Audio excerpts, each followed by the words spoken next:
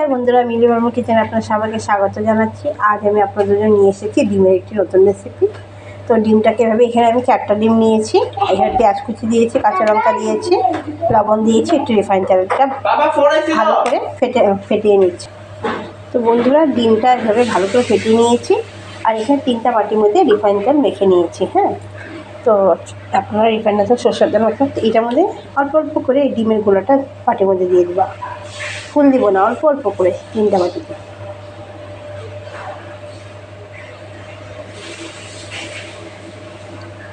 অল্প অল্প করে দিচ্ছি।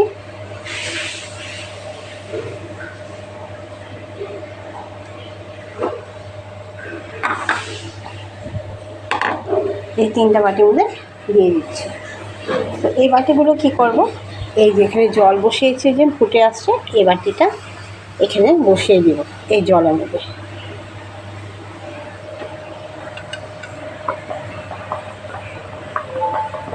জলটা একটু কমিয়ে নিতে হবে, কিন্তু বেশি জল লাগবে না। তো বাটিগুলো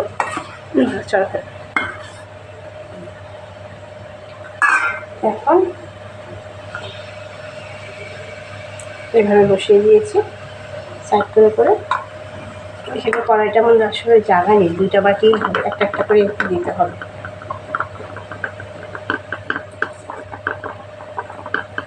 বাকি 2টা অন্য কড়াইতে দিচ্ছি আমি। এইভাবে এটা হতে থাক।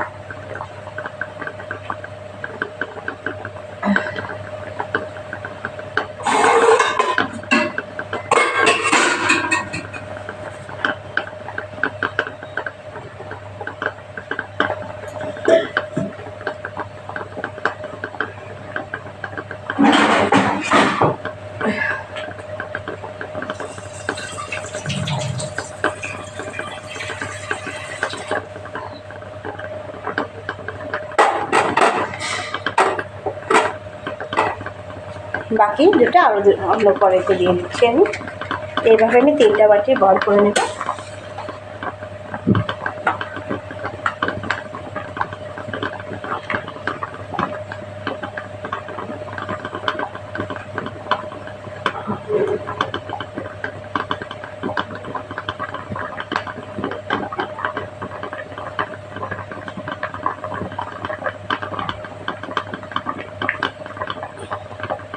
এভাবে এটা বয়েল হয়ে আসো, আমি বাকি মশলা রেডি করে নিচ্ছি। মশলার মধ্যে আমি এখানে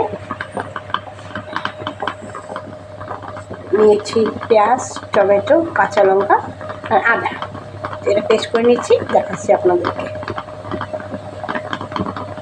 বন্ধুরা দেখেন, এটা যেন ভাপে দিয়েছিলাম সেটা হয়ে এসেছে। কীভাবে বুঝবেন, এই চাকুটা দিয়ে আমি ঢুকিয়ে দিচ্ছি। যদি চাকুটার মাথায় কিছু লাগে তার মানে হয়নি, আর যদি কিছু ক্লিয়ার থাকে, পরিষ্কার থাকে চাকুটা, তার মানে এটা হয়ে গেছে। এটা ঠান্ডা হতে দিচ্ছি এগুলো, আর বাকি 2টা দেখে নেব। তারপর আর মশলার মধ্যে এখানে পেস্ট করে রেখেছি আমি আদা, কাঁচা লঙ্কা, পেঁয়াজ, টমেটো। তারপরে আমি দেখাচ্ছি। এটা ঠান্ডা হওয়ার পর বাটির থেকে বের করে আপনাদেরকে দেখাচ্ছি কী করতে হবে বাকি। সাথে থাকুন। তো বন্ধুরা দেখেন, এভাবে বাটির থেকে ঠান্ডা হওয়ার পর এইভাবে বের করে নিয়েছি। দেখতে এরকম হয়েছে। তো আপনারা চাইলে এটা কাঁচাটাই এইভাবে বয়েলটাই, সিদ্ধ হওয়াটাই দিতে পারেন ভাপে করা হয়েছে, না ভেজে। তো আমি একটু হালকা এটা ভেজে নেব। আপনাদের ইচ্ছা, এটা আপনারা এমনিও দিতে পারেন তরকারিতে, গ্রেভিতে, বা একটু হালকাভাবে ভেজে দিতে পারেন। তো আমি একটু হালকাভাবে ভেজে নিচ্ছি।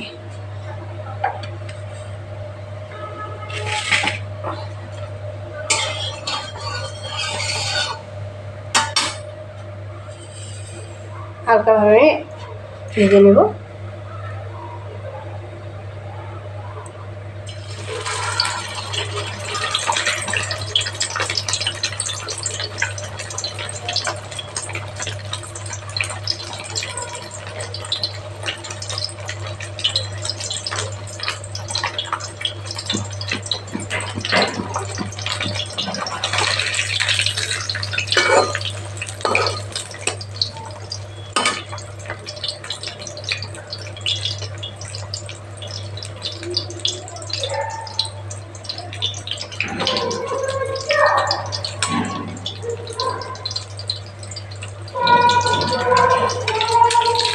এভাবে দেখেন, তো এটা উঠিয়ে নিচ্ছি আমি।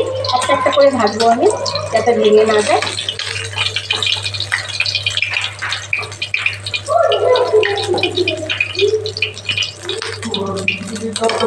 একটা একটা করে ভেজে নিচ্ছি আমি।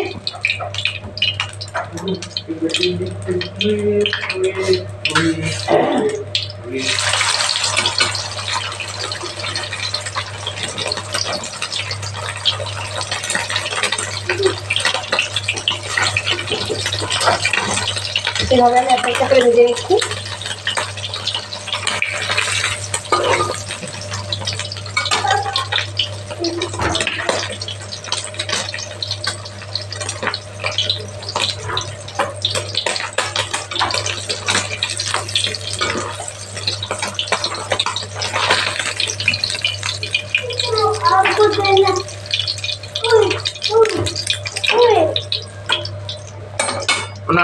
আরেকটা ভেজে নিচ্ছি। তো বন্ধুরা আমি কড়াইতে দিয়ে দিচ্ছি কালি জিরা,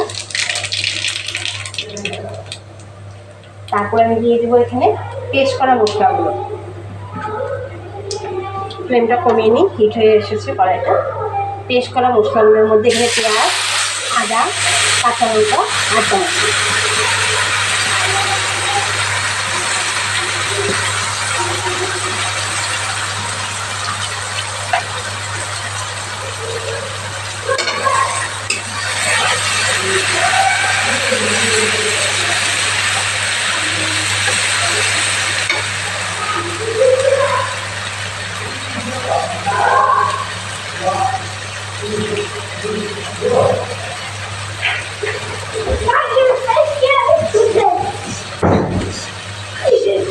মশলাটা ভাজা হয়ে আসুক বন্ধু।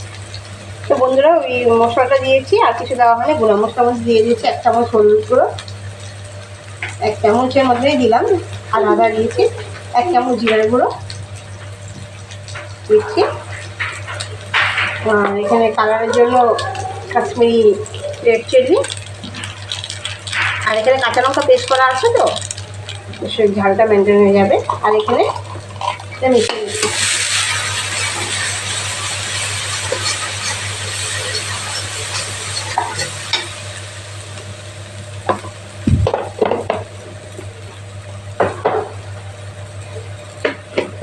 এখানে দিয়ে দেবো অল্প চিনি।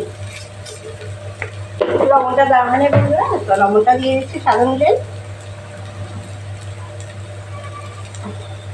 যেহেতু ডিমে লবণ আছে।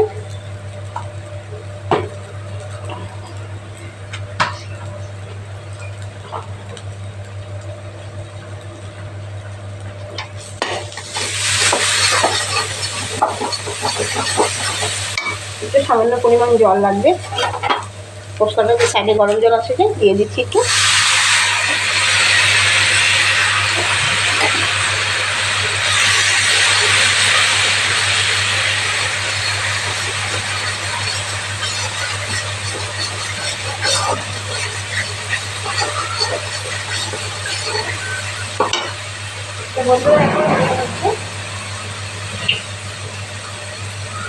দিয়ে দেবো আমি ভাজা মশলা।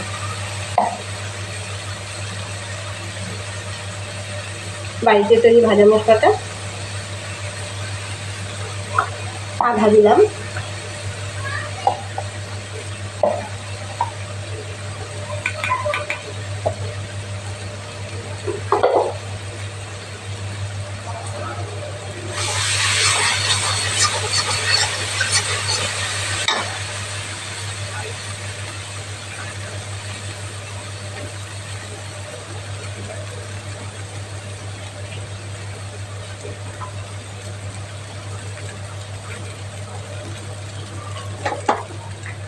তো মশলাটা অনেকটা ভাজা হয়ে এসেছে বন্ধুরা, আমি এখন জলটা দিয়ে দিচ্ছি।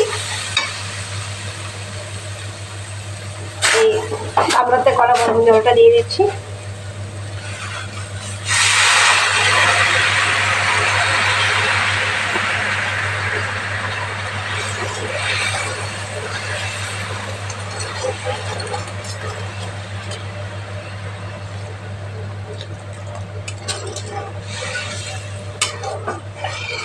এখন ঝোলটা মনে হবে যে পাতলা, কিন্তু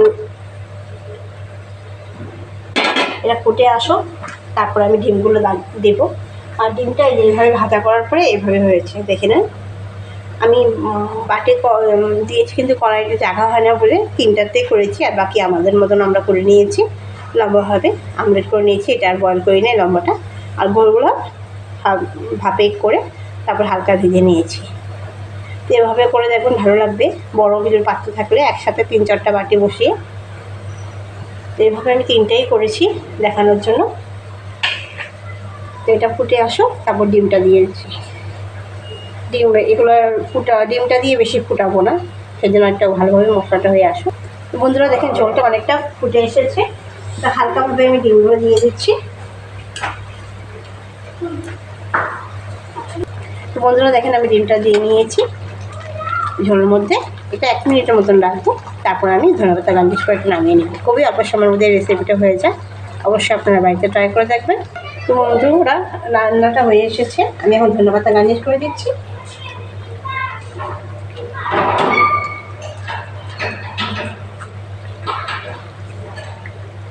ধনেপাতা দিয়ে দিচ্ছি। তো আপনারা এই রেসিপিটা যদি আমার পছন্দ হয় অবশ্যই বাড়িতে ট্রাই করে দেখবেন।